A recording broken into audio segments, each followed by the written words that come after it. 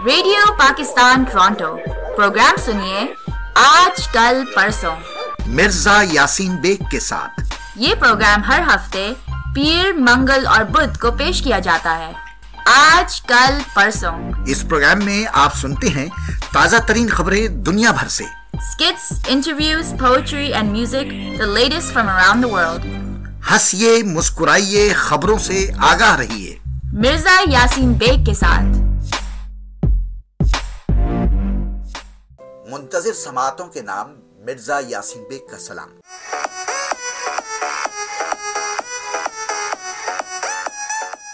दोस्तों, आज का शो 3 डॉक्टरों का शो है। एक डॉक्टर का ताल्लुक सर्जरी से है, दूसरे डॉक्टर का ताल्लुक नफ्सियात और अदब से है और तीसरी डॉक्टर का ताल्लुक मौसीकी से है।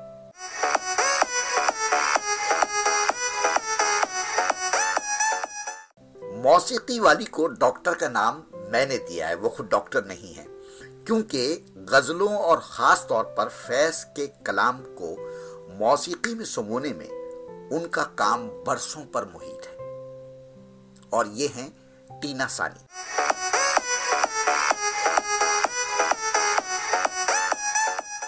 सर्जरी वाले डॉक्टर जो हैं वो घुटने की बजाय घुटनी की सर्जरी करते हैं, किडनी की जगह पर। जी हाँ, ये एक हंसने हंसाने का सामान है और ये डॉक्टर सिर्फ डॉक्टर हैं, यानी बेनाम डॉक्टर, जो अपने जैसे कई डॉक्टरों की नुमाइंदगी करते हैं।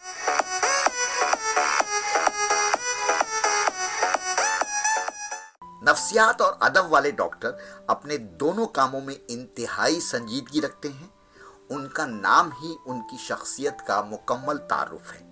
इनकी हाल ही में अंग्रेजी जबान में एक फलसफियाना अंदाज की सवाने हयात शाया हुई है, जिसका नाम है the seeker, the story of Khizr and his search for truth.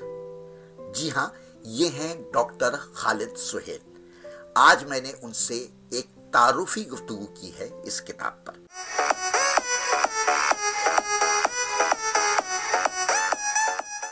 आज इन 3 डॉक्टरों को आप मेरे प्रोग्राम में सुनेंगे।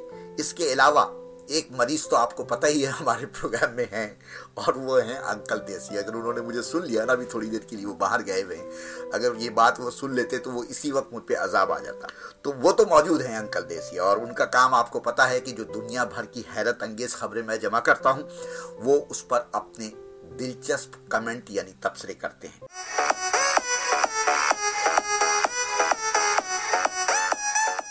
इसके अलावा नए पुराने गानों का, नगमों का, चाहे वो इंडियन हो चाहे पाकिस्तानी हो, उनका भी तड़का।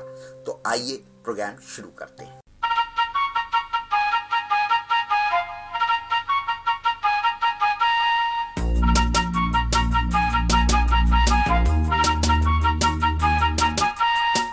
अंकल देसी, आज की पहली खबर चीन के हार्बन साइबेरियन टाइगर पार्क से है, जहां मौजूद थे 10 मोटे ताजे टाइगर्स और उनके दरमियान एक छोटा सा ड्रोन। जी हां, हुआ यूं कि उस टाइगर पार्क में ड्रोन की निचली परवाज करवाई गई और हैरान परेशान 10 टाइगर्स ने ड्रोन कैमरे को परिंदा समझकर उसके पीछे वो दौड़ने भागने लगे और उसको पकड़ने के लिए छलांगे लगाते रहे और आखिरकार वो शिकार को यानी उस ड्रोन कैमरे को दबोचने में कामयाब हो ही गए। लेकिन जैसे ही उन्होंने शिकार का जायका चखने की कोशिश की तो ड्रोन से निकलने वाले धुएं ने उन साइबेरियन टाइगर्स को खौफजदा कर दिया और 10 के 10 सेहतमंद टाइगर्स एक छोटे से ड्रोन से खौफजदा होकर मैदान छोड़कर भाग निकले।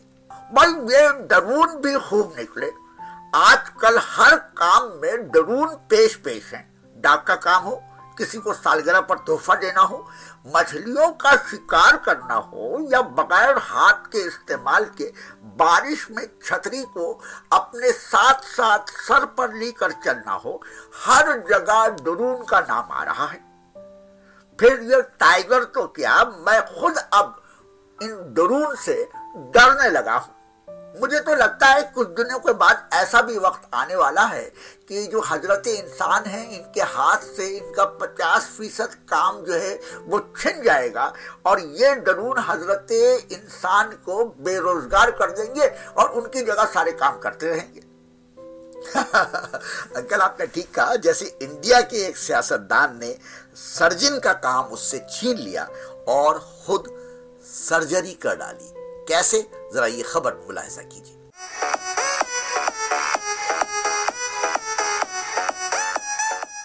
वैसे तो सियासतदानों का वादा होता है कि वो खुद को मुंतखब करने वाली आवाम के हर दुख दर्द का मदावा बनाएंगे और उन्हें हर मुमकिन सहूलियात फराहम करने की कोशिश करेंगे।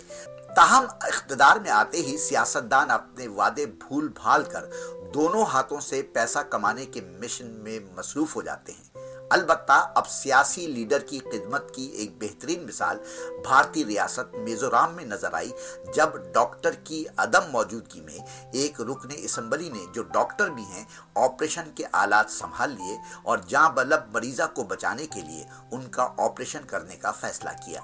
ये वाकया उस वक्त पेश आया जब एक 35 साल खातून पेट के शदीद दर्द के बाइस अस्पताल लाई गई। उनकी फौरी तौर पर सर्जरी की जानी जरूरी थी, लेकिन अस्पताल का वाहिद सर्जन एक ट्रेनिंग प्रोग्राम के सिलसिले में शहर से बाहर था। तब रियासती असम्बली के एक रुकन डॉक्टर के बेचवा इस सूरत हाल में आगे आए और उन्होंने खुद मरीजा की सर्जरी कर डाली। मस्कूरा रुकने असम्बली खुद भी डॉक्टर हैं और अपनी प्रैक्टिस के दौरान मुताद्दिद सर्जरियां अंजाम दे चुके थे। ताहम इस बात को लगभग 20 साल का अरसा गुजर चुका था और अब वो एक तवील अरसे से सियासत की राह पुरखार के खिलाड़ी हैं। नेक नियति और खुलूसे दिल से की गई उनकी सर्जरी कामयाब रही और मरीजा अपनी तकलीफ से निजात के बाद अब रूबा सेहत है। डॉक्टर बेचवा अब हर दूसरे दिन खुद मरीजा की हालत दरियाफ्त करने अस्पताल जाते हैं।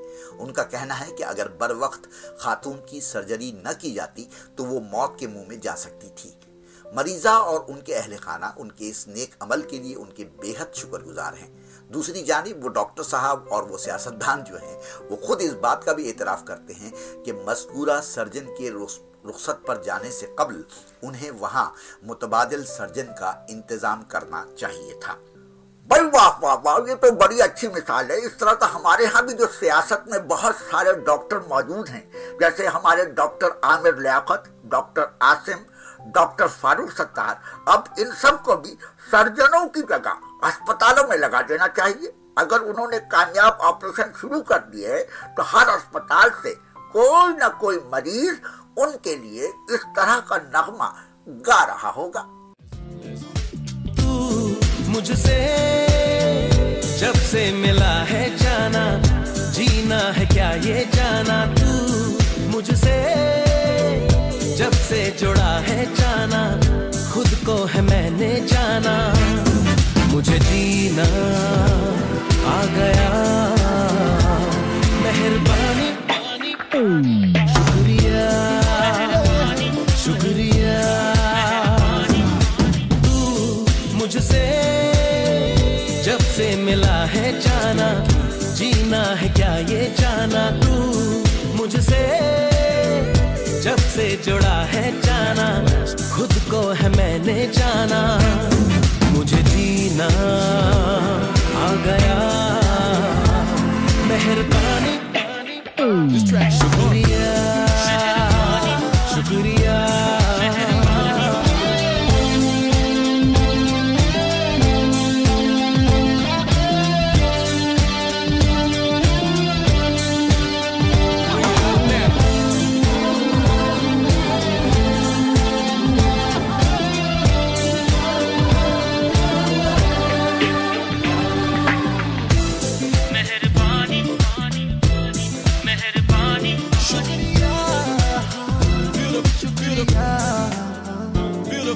अब तो बस तुझको है पाना मकसद मेरा, अब तो बस तुझको है चाहना मजहब मेरा। मखमली सी बातें हो, महकी सी कुछ रातें हो, संदली तेरी सांसें हो सनम। अब ये कहना आ गया, मेहरबानी शुक्रिया शुक्रिया शुक्रिया शुक्रिया। क्या आपको साफ सुनाई नहीं देता? आज कल परसों सुनिए मिर्जा यासीन बेग के साथ। सुनाई भी देगा और दिखाई भी देगा क्या होता है दुनिया में, पाकिस्तान में और कनाडा में। शुमाली जापान के एक चिड़ियाघर में 57 बंदरों में गैर मामूली हमला आवर जीन्स की मौजूदगी के इंकशाफ के बाद उन्हें जहर आलूद इंजेक्शन देकर हिलाक कर दिया गया। जापान के शहर चीबा में वाक़ इस चिड़ियाघर में इन बंदरों का डीएनए टेस्ट किया गया, जिसमें इंकशाफ हुआ कि ये बंदर दोगली नस्ल के हैं और उनमें पाए जाने वाले जीन्स उन जीन्सों से मुख्तलिफ हैं जो उन जैसे दीगर बंदरों के हैं।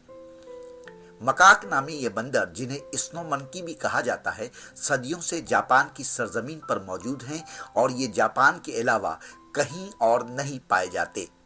दूसरी जानिब जापान में इन बंदरों समेत दीगर मकामी व मुनफरिद हयातियाती अक़साम की हिफाजत के लिए दोगली नस्ल के जानवरों की अफजाइश पर पाबंदी आयद है।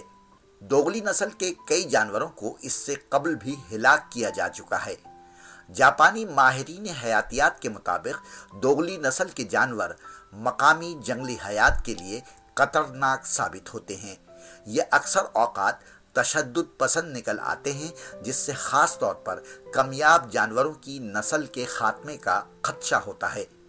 चिड़ियाघर की इंतज़ामिया ने इन बंदरों को हिलाक करने पर अफसोस और दुख का इजहार भी किया और उनकी बाकायदा आखिरी रसूमात भी मुनक्किद की गईं।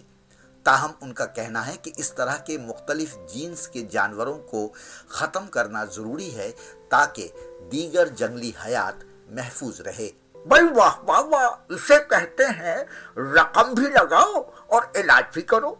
दोगली नस्ल पर जापानियों की नजर काबिले तारीफ है और उसे नजर नहीं लगनी चाहिए। अंकल, कभी कोई दोगली नस्ल वाला ऐसा बंदर आपकी नजर से गुजरा है? भाई गुजरा भी होगा तो हमने उस पर नजर नहीं डाली। बंदर के खेल तमाशे से बचपन में देखे, जब डुगडुगी पर बंदर नाचते थे और हम उन पर पैसे फेंकते थे। अंकल, इसका मतलब ये हुआ कि आप बचपन से ही बड़े पैसे वाले थे। अरे हाँ भाई, वो तो हुकूमत ने पैसों पर पाबंदी लगा दी, वरना मैं तो पैसों में ही खेल कर जवान हुआ। मेरे मुंह में पैदाइश के वक्त सोने का चमचा था। हाँ, मुझे पता चला था। आपकी अम्मी बताती थी कि वो सोने का चमचा इसलिए कहलाता था क्योंकि इसमें आपके सोने के लिए एक दवाई होती थी जो आपको रोज खिलानी पड़ती थी, वरना असल में तो चमचा प्लास्टिक का था। अरे मिर्जा जी, उड़ा लो मजाक, उड़ा लो मजाक। भाई तुम तो सिर्फ मुझसे जलते हो। अंकल, आप क्या माचिस की तीली हैं जो मैं आपसे जलता हूँ? खैर छोड़े, आइए एक सर्जन से मिलते हैं। असल में उनके सर में जिन है, जिसकी वजह से ये घुटने को घुटनी बोलते हैं और घुटनी में दर्द हो तो किडनी का ऑपरेशन कर देते हैं। कोई बात नहीं, कोई बात नहीं, मैं इनका ऑपरेशन फौज से करवाता हूँ। रद्दुल फसाद के तहत ऐसे को पकड़वाना कारे सवाब है। चलें उनकी गुफ्तगू सुन लेते हैं ताकि कुछ हंसने हंसाने का सामान हो सके।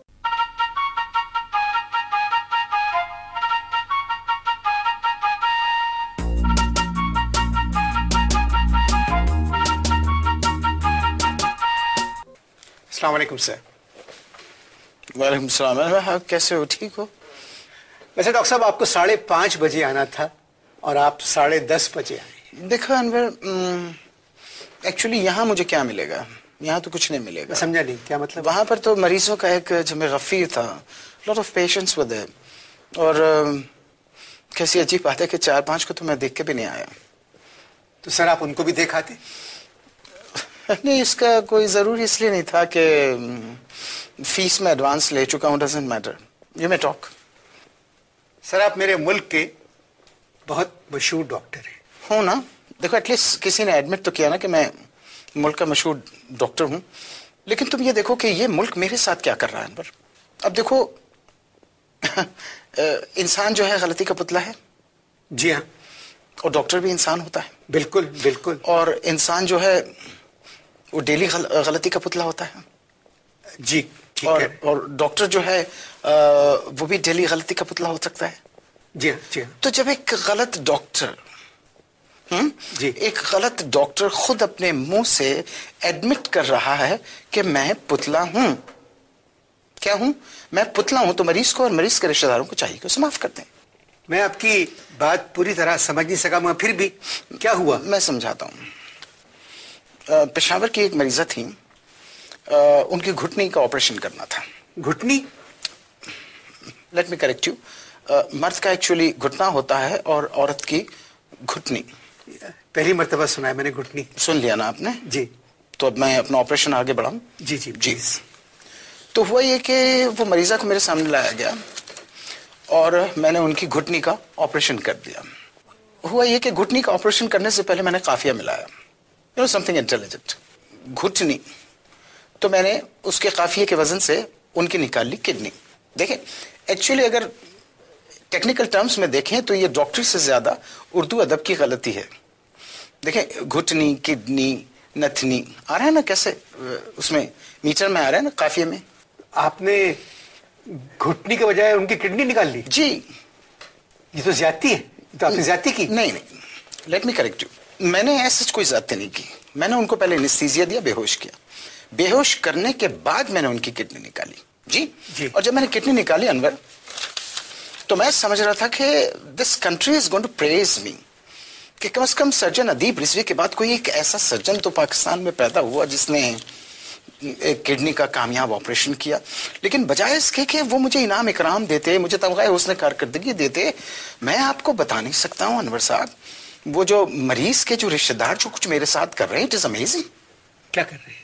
कुछ अजीब सी डिमांड है उनकी। नहीं, कुछ कह रहे हैं आपसे, कुछ कहते हैं, जिस नाराजगी का इजहार कर रहे हैं क्या? देखिए अनवर, एक्चुअली उर्दू और पंजाबी की गाली तो I can understand, even English में भी अगर गाली दे तो मैं समझ सकता हूँ, लेकिन पश्तो में कुछ I am not very well informed about Pashto, तो वो कुछ दगा दगा कहते थे और जोर से बहुत लाउड होके दगा दगा कहते थे, और मैं वही वही करके भागता था पूरे थिएटर में। It was a joke, it's an insult of a doctor. नहीं, वो क्या चाहते थे? बड़ी अजीब डिमांड थी उनकी। अच्छा, मैं समझ गया। नहीं, जो आप समझे वो नहीं, लेकिन मैं उसके लिए भी तैयार था। लेकिन वो जो मरीज के जो शौहर हैं, मरीजा के जो शौहर हैं, वो मान के नहीं दे रहे थे। कह रहे हैं कि किडनी के बदले किडनी, और कह रहा है तेरी किडनी निकालूंगा, और वो भी जिंदा। अब आप अनवर अंदाजा लगाइए कि एक सर्जन की किडनी लाइव निकाली जा रही है, उस पेन का अंदाजा लगाइए जो जिस पेन से द पेन दैट समझ गया सर्जन विल गो थ्रू। तो आपने क्या किया? करना क्या था, मेरे 8-10 रिश्तेदार हैं, दे आर पुअर पीपल, उनकी किडनी खराब है, वो मुझसे निकलवाना चाहते, पैसे उनके पास है नहीं। तो मैंने ऐसा कहा उससे, मैंने कहा भाई अगर आपको किडनी निकालने का इतना ही शौक है तो आप जाइए उनकी किडनी निकाल लीजिए, उनके पैसे भी बच जाएंगे और आपकी किडनी भी पूरी हो जाएगी, आप किडनी निकाल लीजिए उनकी। एक डॉक्टर इस किस्म की बात कर रहा है, मुझे यकीन नहीं आ रहा है। आप क्या बात कर रहे हैं? यानी किडनी को आप अजीब कह रहे हैं? गलती आपकी। मेरी गलती? जी। देखो अनवर, मैंने पहले ही तुमसे कह दिया था ना कि डॉक्टर जो है वो खता का पुतला होता है। इसमें खता नहीं है, ये लापरवाही है। किडनी और घुटनी काफिया मिल रहे हैं या नहीं मिल रहे? भाड़ में जाए काफिया। व्हाट? आप उर्दू अदब को कह रहे हैं भाड़ में जाए? क्या हो गया अनवर आपको? डॉक्टर इकबाल, फैज अहमद फैज, मिर्जा गालिब ये काफियों की वजह से पहचाने जाते थे। डॉक्टर साहब, आई एम सॉरी, आप बिल्कुल फजूल गुफ्तगू कर रहे हैं, आपको काफिये का मतलब ही नहीं मालूम। काफिये का मतलब नहीं मालूम? जी। आप मुझे एक बात बताइए, आपको काफिये का मतलब मालूम है? जी। मर्द का क्या होता है? घुटना। लेडी का? घुटना। कितना बुरा लग रहा है, कितना ऑब्वियस साउंड कर रहा है, लेडी का घुटना, लेडी की घुटनी। अब आया ना वजन में?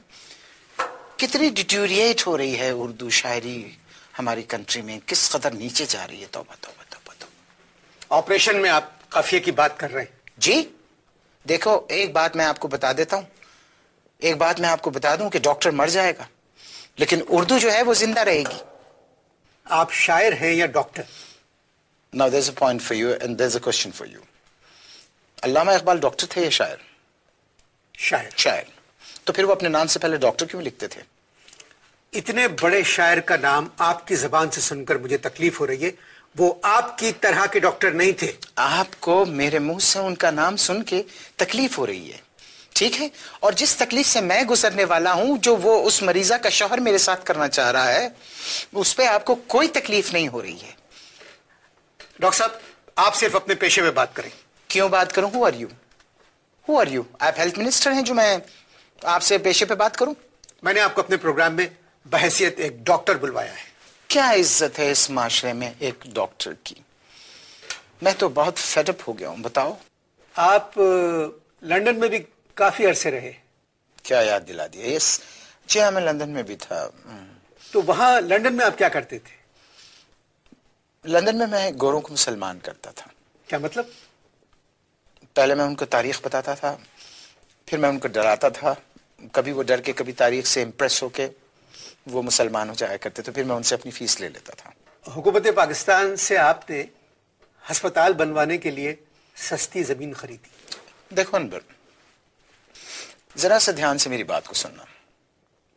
जिंदा रखने के लिए हॉस्पिटल जरूरी है। क्या? जिंदा रखने के लिए हॉस्पिटल जरूरी है और जिंदा रहने के लिए मकान जरूरी है।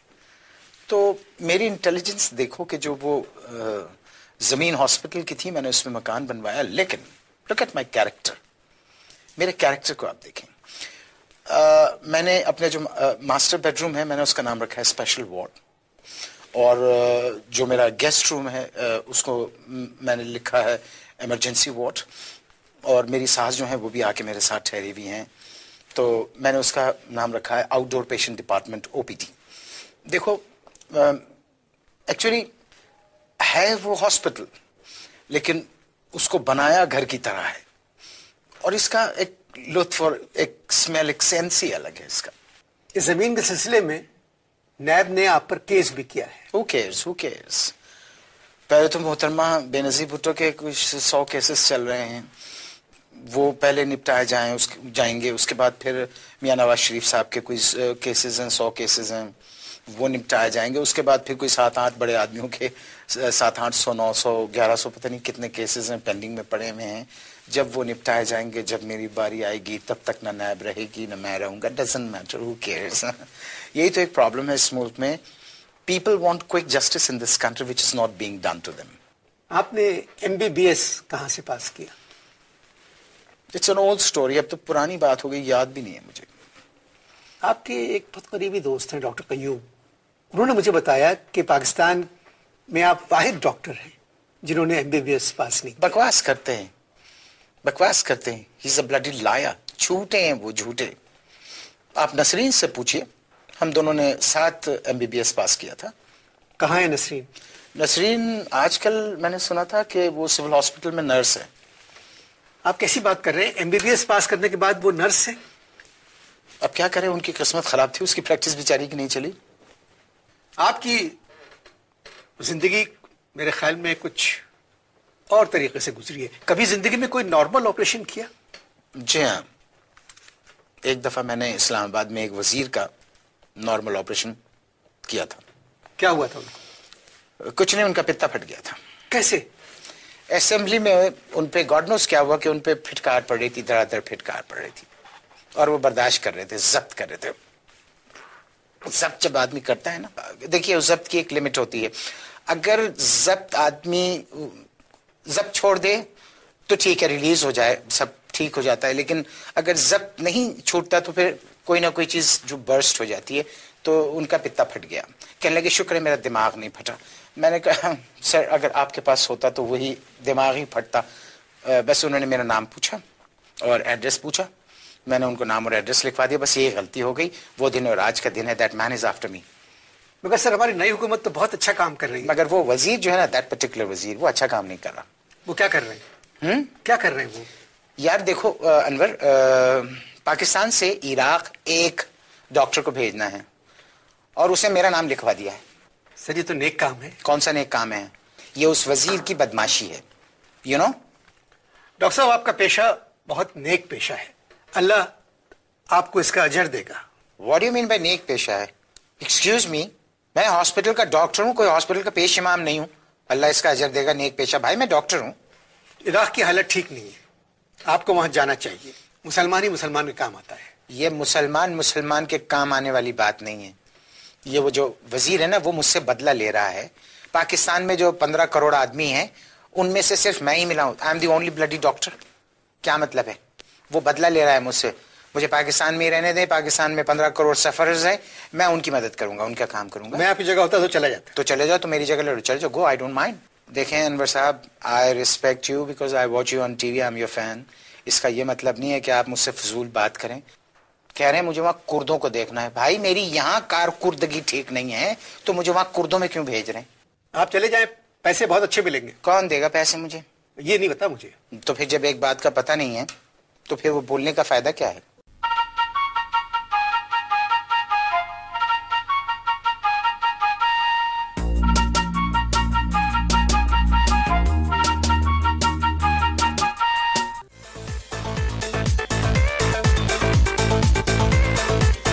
दुनिया में हर काम होता है आज कल परसों, जभी तो हम कहते हैं सुनिए आज कल परसों मिर्जा यासीन बेग के साथ every Monday, Tuesday and Wednesday आपका अपना रेडियो शो आज कल परसों।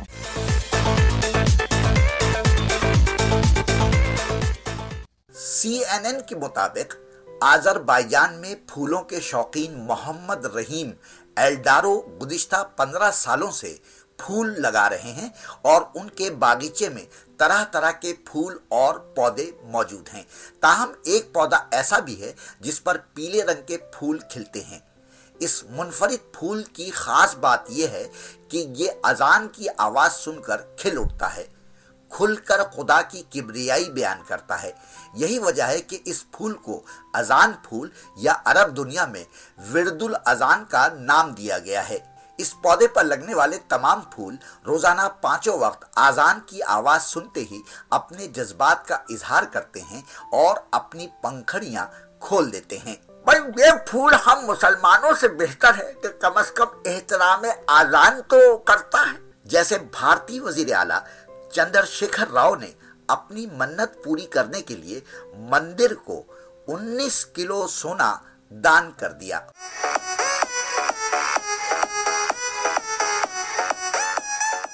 भारतीय मीडिया के मुताबिक भारतीय रियासत तेलंगाना के वजीर आला चंद्रशेखर राव ने अपनी मन्नत पूरी करने के लिए मशहूर मंदिर तुरोपी को 5 करोड़ से जायद रकम का 19 किलो सोना बतौर अतिया किया और अपनी मन्नत पूरी होने के लिए खुसूसी इबादत भी की। ये मंदिर 2000 साल पुराना है और ये उस पर अब तक चढ़ाया जाने वाला सबसे बड़ा अतिया है। दूसरी जानिब वजीर आला की जानिब से दिए जाने वाले अतिये पर अवाम ने गम गुस्से का इजहार किया है, क्योंकि भारत में गुर्बत के बाइस कई घराने फाका कशी पर मजबूर हैं। रियासत तेलंगाना के अवाम का ये भी कहना है कि वजीर आला ने अवामी टैक्स के पैसों से करोड़ों रुपए का अतिया किया।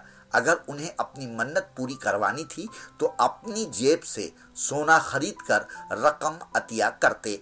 भाई जो अवाम कहती है वो ठीक कहती है। हमारे पाकिस्तान के सियासतदान भी कुछ ऐसे ही हैं। सरकारी पैसों पर धड़ाधड़ हज और उम्रे करते हैं और मज़ारों से जमा हो जाने वाले सालाना अरबों रुपए खुद हड़प कर जाते हैं, जिसके लिए उन्होंने हज और औकाफ का महकूमा बनवाया हुआ है। मगर अंकल देसी, अब वो दिन दूर नहीं जब पाकिस्तान और भारत में ऐसे बदउनवान सियासतदानों का मुहासबा होगा। अरे और वो सारी चौकड़ियां भूल जाएंगे। मुझे तो उस दिन का इंतजार है जब हमारे खित्ते में अमन होगा, अवाम की भलाई के काम शुरू होंगे और भारत और पाकिस्तान नफरत छोड़कर प्यार के नगमे गा रहे होंगे। 14वीं का चांद हो या आफताब हो,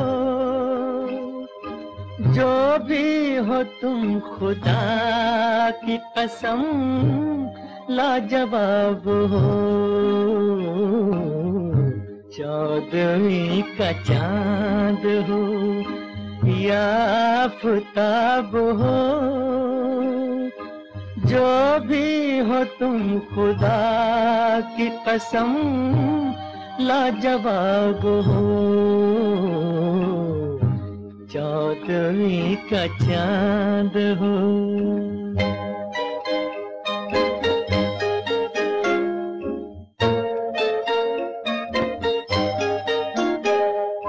जुल्फे हैं जैसे कांधों पे बादल झुके हुए, जुल्फे हैं जैसे कांधों पे बादल झुके हुए, आंखें हैं जैसे मैं के प्याले भरे हुए, मस्ती है जिसमें प्यार की तुम वो शराब हो, चौदहवीं का चांद हो या आफताब हो, जो भी हो तुम खुदा की कसम लाजवाब हो, चौदहवीं का चांद हो।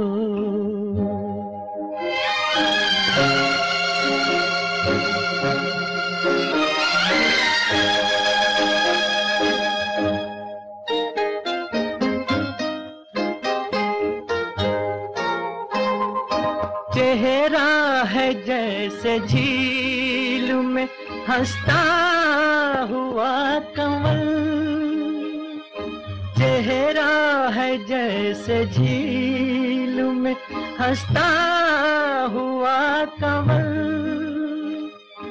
या जिंदगी के साज पे छेड़ी हुई गजल,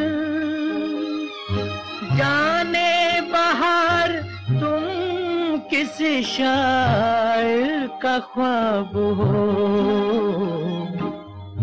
चौदहवीं का चांद हो या आफताब हो, जो भी हो तुम खुदा की कसम लाजवाब हो, चौदहवीं का चांद हो। हफ्ते में 3 दिन, आज कल परसों, information and entertainment Mirza Yasin Beg के साथ। और अंकल, आइए आज मैं आप सबसे एक किताब का तारुफ करवाऊं जिसका नाम है the seeker, the story of Khizr and his search for truth. यह अंग्रेजी जबान में है और डॉक्टर खालिद सुहेल की अपनी सवाने हयात है। इसे बड़े अलामती और फलसफियाना फिक्र के साथ लिखा गया है। भाई, डॉक्टर खालिद सुहेल से मेरे भी खास मरासिम हैं। अंकल जरूर होंगे, वो माहिर नफ्सियात भी तो हैं। आप यकीनन उनसे मिलने उनके क्लिनिक जाते होंगे। मिर्जा जी बाहर आ जाओ। एक संजीदा किताब का तारुफ संजीदगी से ही होना चाहिए। तो आइए डॉक्टर खालिद सुहेल से उनकी किताब पर एक तारुफी गुफ्तगू सुनते हैं।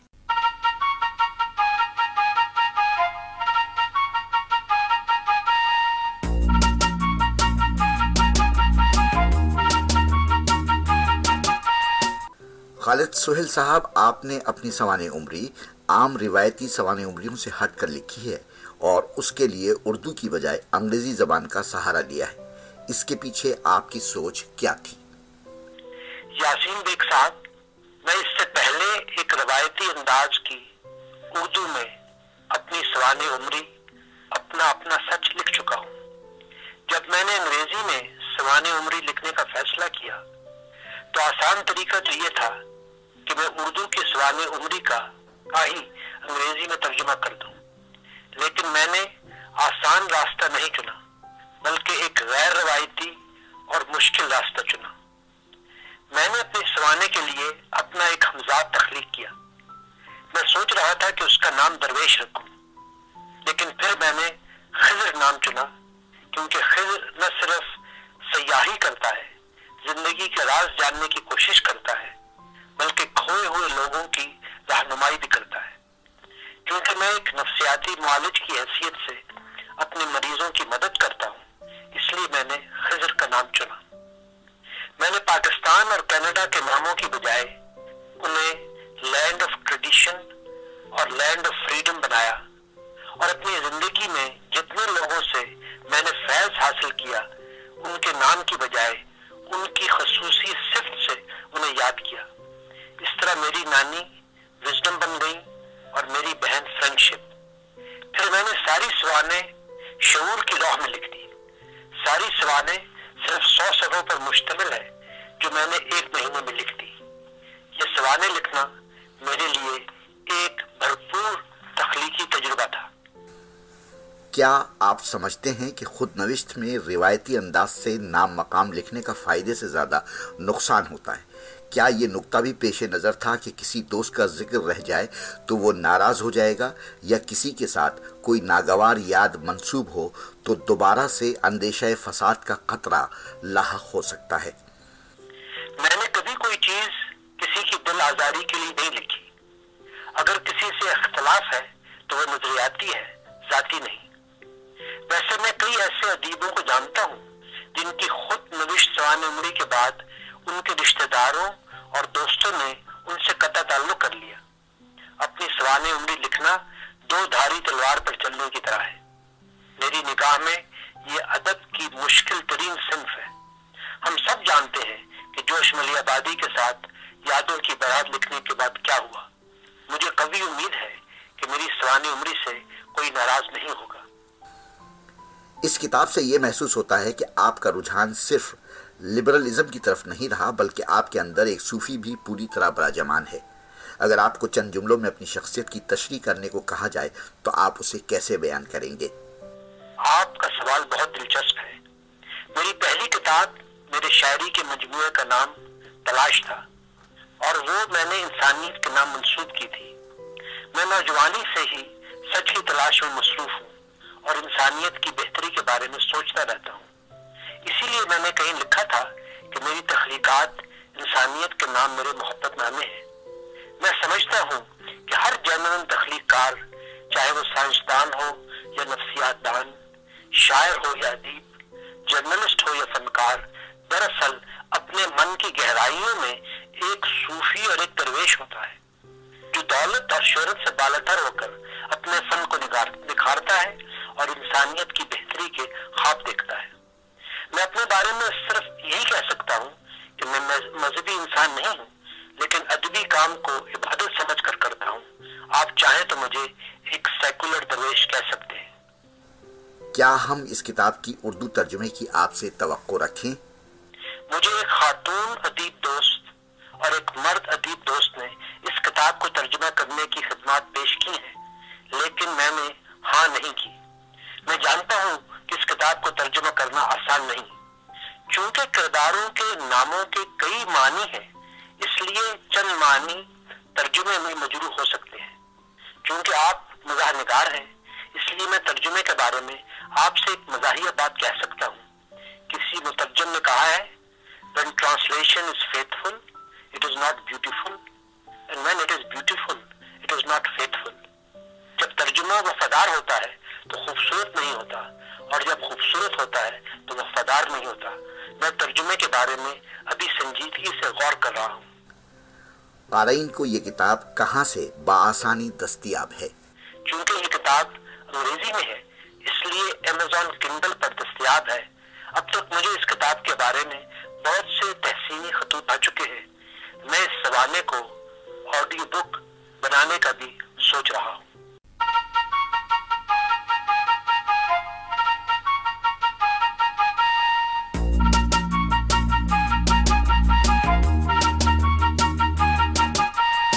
डॉक्टर खालिद सोहेल साहब, हमें आपकी ऑडियो बुक का इंतजार रहेगा।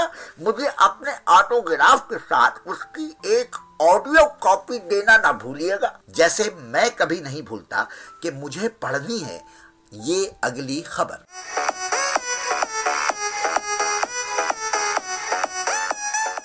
भारतीय साइंसदानों ने मेंढक की एक अनोखी नस्ल दरियाफ्त की है जो निहायत नन्ही मुन्नी और उंगली के नाखून जितनी है। ये मेंढक भारत के मगरबी घाट नामी पहाड़ी सिलसिले में पाए गए। साइंसदानों का कहना है कि मेंढक की ये किस्म एक अरसे से बकसरत यहाँ मौजूद थी, मगर अपनी जसामत की वजह से अब तक ये किसी की नजर में न आ सकी। माहिरीन का कहना है कि इन मेंढकों की जसामत कीड़े मकोड़ों जैसी है।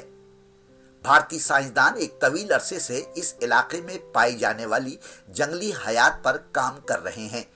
कुछ अरसे कबल इसी इलाके में मकड़ी की एक नई किस्म दरियाफ्त की गई थी, जो हैरत अंगेज तौर पर Hollywood film series Harry Potter में दिखाई जाने वाली टोपी की शक्ल जैसी थी। माहिरीन ने इस मकड़ी का नाम टोपी के मालिक गोड्रग ग्रेफेंडर के नाम पर रखा था। इस मकड़ी की दरियाफ्त के बाद तहकीक में शामिल साइंसदानों ने हैरी पॉटर की मुसन्निफा J.K. रोलिंग को भी इस बात से मुत्तला किया था।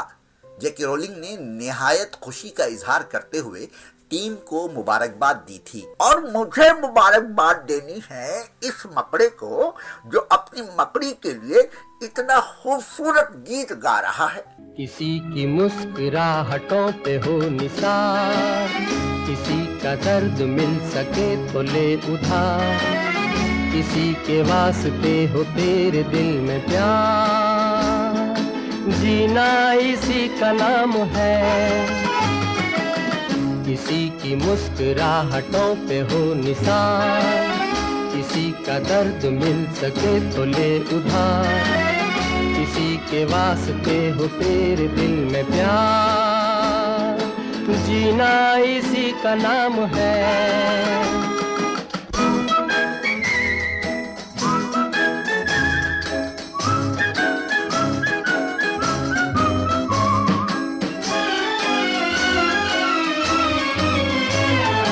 माना अपनी जेब से फकीर है, फिर भी यारो दिल के हम अमीर हैं। माना अपनी जेब से फकीर है, फिर भी यारो दिल के हम अमीर हैं।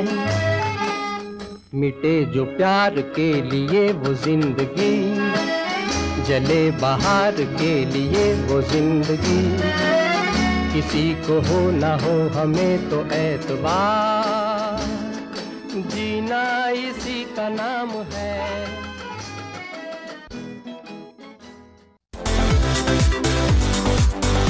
सोने से पहले, जागने के बाद, खाने से पहले, खाने के बाद, जॉब पर जाने से पहले और जॉब से आने के बाद सुनना ना भूलिए आज कल परसों मिर्जा यासीन बेग के साथ। अंकल, आपने कभी खाला का इंटरव्यू भांजी को लेते सुना है? भाई, खाला को भांजी की बलाएं लेते देखा है, वारी सदके जाते देखा है, मगर कभी किसी भांजी को खाला का इंटरव्यू करते हुए नहीं सुना। तो लीजिए, आज सुन लीजिए। खाला है मशहूर मुगनिया टीना सानी और इंटरव्यू ले रही हैं उनकी भांजी नादिया हुसैन। भाई, टीना सानी का गजलें गाने में कोई सानी नहीं, तो चलो सुनवाओ उनका interview.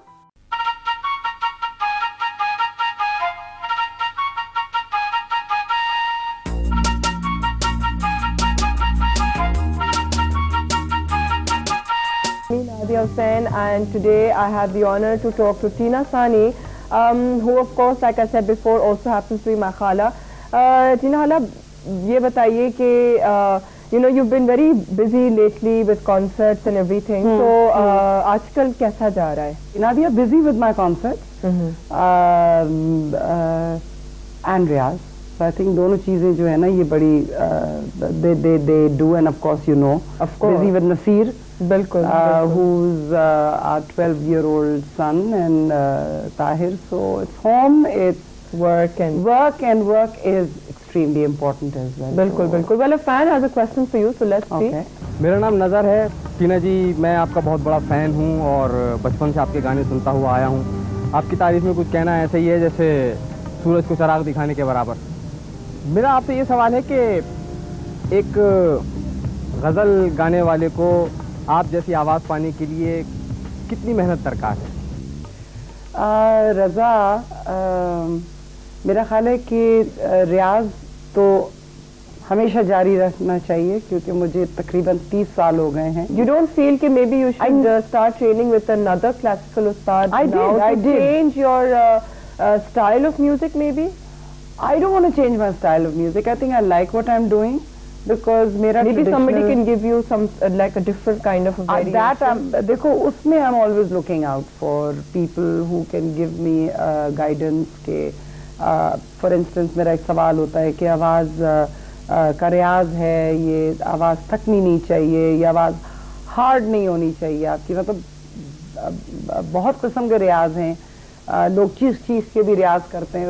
Well loud riyaz can actually आपका गला सख्त कर देता है. फिर जब आप गाएंगे तो गाने में वो मुलायमत नहीं होगी या वो जो एक सॉफ्टनेस होती है, नरमी होती है, वो नहीं होती. और ये एक मेजर प्रॉब्लम है पाकिस्तान में कि वॉइस ट्रेनिंग के बारे में कोई बहुत कम बताते हैं.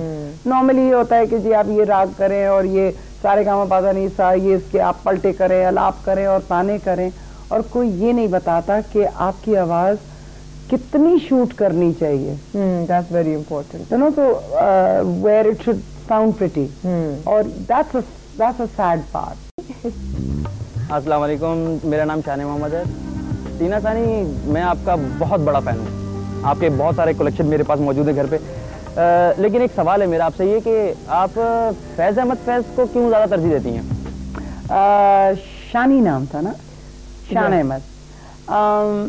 एक तो मुझे बड़ा मज़ा आया कि आप बहुत कम उम्र हैं और आप इस किस्म की म्यूज़िक अगर सुनते हैं तो ये मेरे लिए बहुत एजाज़ की बात है क्योंकि it's always good to have young listeners because वो मेरे नज़र में वो बड़ा ज़रूरी है. क्योंकि जब मैं 24-25 साल की थी तो मेरे लिए बड़ा ज़रूरी था कि मैं जो काम कर रही हूँ या जितना मैं बिलीव करती हूँ अपने काम में उस उम्र में होपफुली कि वो उस मैसेज को या उन चीज़ों को जो वो बहुत खूबसूरत थी वो आज की जनरेशन में अगर वो मेरे थ्रू या हमारे जैसे लोगों के थ्रू ट्रांसफ़र होती हैं तो वो पर आपके वक्त में आई से ये लिटरेचर से इसका ताल्लुक है कि अगर कोई यंग जनरेशन जो है वो इतने यू नो रिनाउंड पोएट्स को अगर पढ़ते हैं तो it does have something to do with literature and their interest in literature in school, या फिर ये एक अलग से एक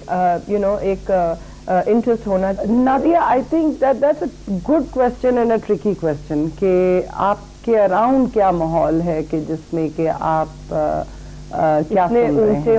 I've met a lot of young people who know the poetry of Ghalib and poetry of Faiz Saab and the poetry of all these people very well, and yet I've met people my age who know nothing, and it's so amazingly disappointing कि ये इस उम्र तक भी इनको वो पर वही है ना कि I mean I wonder माहौल but it's not necessarily school का माहौल, शायद घर के माहौल से ज़्यादा फ़र्क पड़ता है. देखो स्कूल का अगर माहौल होता तो फिर तो मुझे बिल्कुल ही नहीं शौक होना चाहिए था क्योंकि मेरे अराउंड तो कभी भी उर्दू लिटरेचर नहीं रहा जब मेरे स्कूल की बात आप करते हैं. घर के माहौल से यूँ फ़र्क पड़ता है. I mean you know it and I know it कि हमारे घर में क्लासिकल म्यूज़िक सुनने का बहुत शौक था. पोइट्री और लिटरेचर का इतना ज़्यादा नहीं पढ़ा जाता था. As far as you know, my father was concerned, your nana was concerned, literature इतना नहीं था. लेकिन classical की वजह से फिर वो एक step up हुआ. Surrounding, or I was lucky to be surrounded and be amongst people like Arshad Mahmood, like Shoaib Saab. I just happened to be in a place. Shoaib Hashmi, I'm sorry, Sarima Hashmi. वक्त ऐसा था you just और अगर आप वो सही पौधा है आप या कहीं सीड आपके अंदर लगी हुई है सही वाली और उसको वो कहीं वो माहौल मिल जाए तो वो जरूर ग्रो कर लेता है. आप बताएं कि do you prefer singing live or recorded songs? Generally prefer live. Absolutely yes. You know, on a more personal level कि जिंदगी में I would say कि सबसे precious moment कौन सा था? You know, becoming a singer, a wife or a mother? Mother. Becoming a mother. Absolutely. Wasn't you know like एक बहुत overwhelming feeling नहीं थी? बहुत ज्यादा ओवरवेलमिंग। तो इतनी प्रेशस, फिर थोड़ी देर बाद प्रेशस हुआ कि फौरन से प्रेशस हुआ? अब मेरा ख्याल है बिल्कुल फौरन से प्रेशस हो जाता है, क्योंकि ओवरवेलम्ड ही आप फील करते हैं और उसके बाद मैं दोनों चीजों को सेपरेट नहीं कर पा रही हूँ। मतलब far as having a baby, I think it is so many emotions together. For example आपकी कोई लाइव परफॉर्मेंस हो तो आप किस चीज़ पे ज़्यादा कंसंट्रेट करती हैं, ऑन योर ड्रेस और on your like ghazal selection, या फिर अपनी जो साज़िंदों की जो प्रैक्टिस होती है? In order of preference it's first the selection, क्योंकि हर परफॉर्मेंस से पहले मेरी हर परफॉर्मेंस में रेpertoire डिफरेंट होता है और लिखा हुआ होता है। तो मैं इस तरह नहीं गाती कि मैं पता नहीं क्या गाऊंगी और पता नहीं किस चीज़ पे एंड होगा। I know what I'm going to sing. फरमाइश आती है तो that's different. We handle that. और of course rehearsal, at least 3 rehearsals, 2 तो होती हैं before every concert that we do. Okay. And generally saying कि लोग ज़्यादातर complain करते हैं कि उनको पता नहीं लगता है कि आपका concert कब हो रहा है, कहाँ हो रहा है। So how is it that ज़्यादा पब्लिक कॉन्सर्ट नहीं करती हूँ मैं, ये बिल्कुल सही बात है। और उसके यहाँ पे ज़्यादा प्लेटफॉर्म्स हैं नहीं पब्लिक परफॉर्मेंसेस के। लाहौर में हैं, जैसे ये पीरज़ादास डू इट, इनका जो वर्ल्ड परफॉर्मिंग जो प्लेटफॉर्म है, दैट्स अ ग्रेट। उनका एक गज़ल नाइट है, I am in fact going to go and perform. Well, some fans have something to say to you. Let's hear what they have to say. टीना सानी, इनकी मैंने बहुत गज़लें सुनी हैं, बहुत अच्छी लगती हैं मुझे। और मेरा सवाल ये भी था कि आपको लोग नैयरा नूर से क्यों कंपेयर करते हैं? ये मेरे लिए बहुत बाइस इज्जत है अगर मुझे नैयरा के साथ कंपेयर करते हैं, और शायद उसकी वजह ये भी हो सकती है कि हम दोनों ने फैज़ साहब को बहुत गाया और एक ही दौर में गाया। तो और अरशद के साथ that was also, so styles must be, of course एक कंपोजर थे तो styles must, पर उनकी आवाज़ में और आपकी आवाज़ में तो बहुत फ़र्क है, बहुत फ़र्क। And her style of singing is also very different. Very different.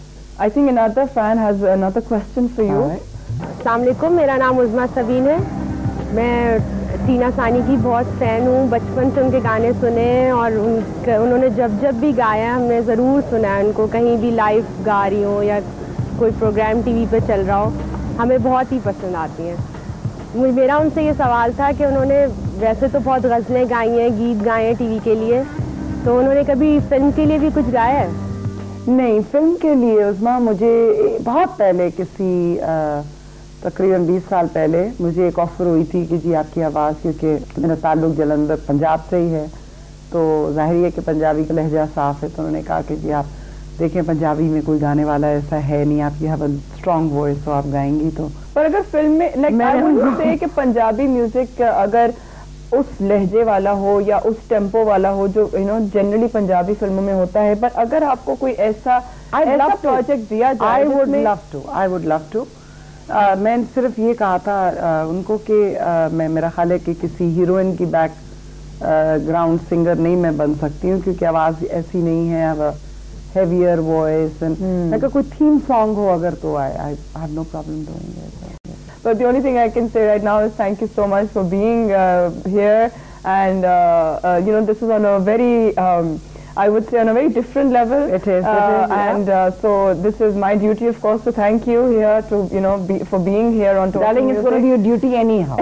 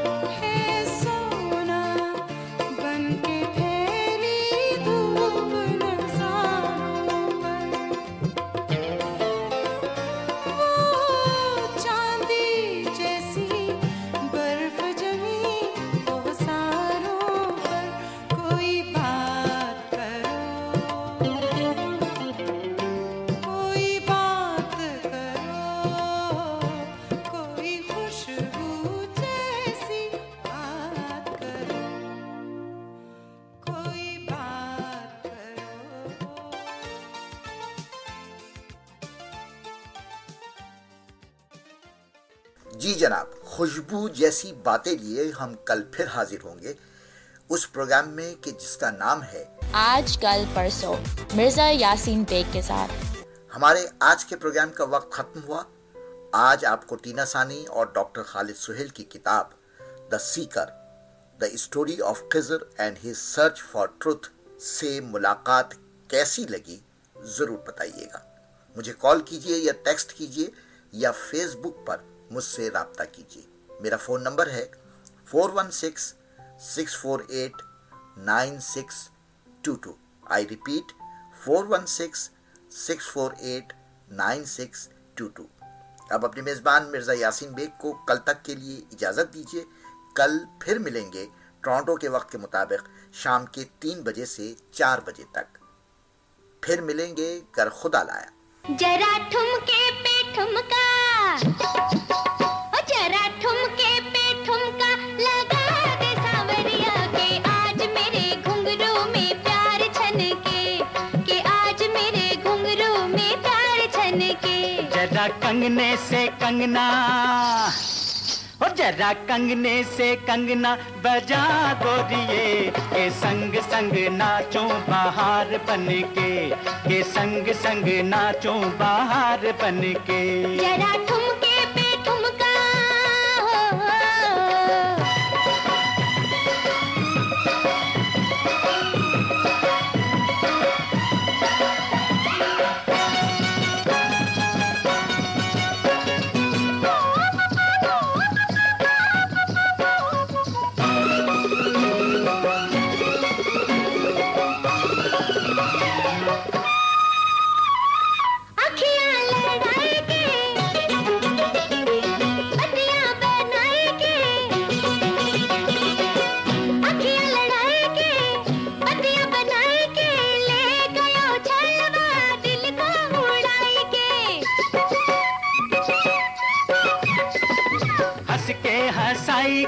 नखरे दिखाई के मार गई छोरिया कंगना बजाई के।